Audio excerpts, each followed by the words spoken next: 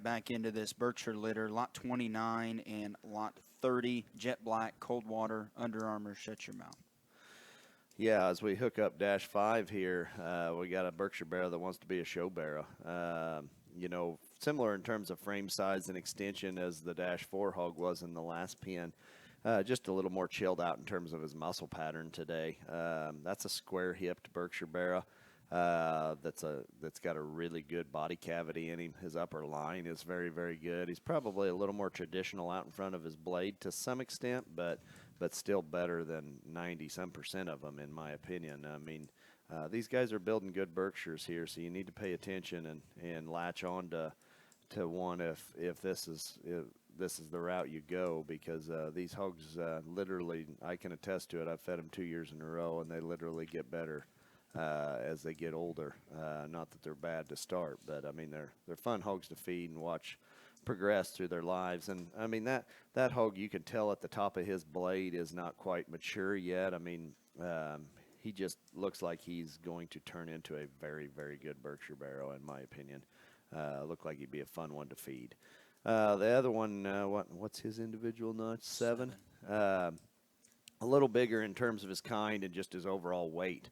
This is a first look I'm getting at him, and as Levi gets him to kind of pull and go, and I would say front 2/3 of that thing hits you very, very good, and maybe as good as anything we've seen in this litter here so far. Blade forward, I mean, that is an elite-looking Berkshire barrow.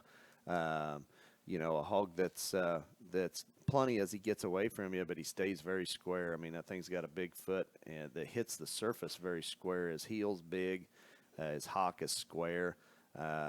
Here again, one that probably could be off of starter and just chill just a little bit. But all the pieces are there. I mean, that thing's kind of elite looking. Yeah, no, we like this pair quite a bit. Dash 5 and Dash 7, lot 29 and lot 30. Obviously, repeat mating, as we talked before, and I don't want to sound like a broken record, but there's definitely predictability in these bears, and then at the same time, those things all fed extremely well.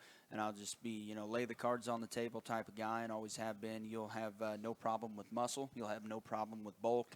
You'll have to maybe manage in an area or two, but when you get to, if you can do that and you can, manage your feed bucket, if you will, or shake your bucket in the right way, you're gonna, go grab a pen at a major show, because these things have the outside the box pieces, but still have the skeletal quality that we strive to work on here. And obviously the Berkshire thing is more Levi's thing, so I'll give him all the credit on this. I mean, he's really done a good job with these, because time after time they kick him out of the nursery into the chip barn, and I get to see him, and I'm like, holy buckets, what, start running through some pedigrees and stuff like that. But did a darn good job breeding this sow back the same way, and we're real excited for these 13s.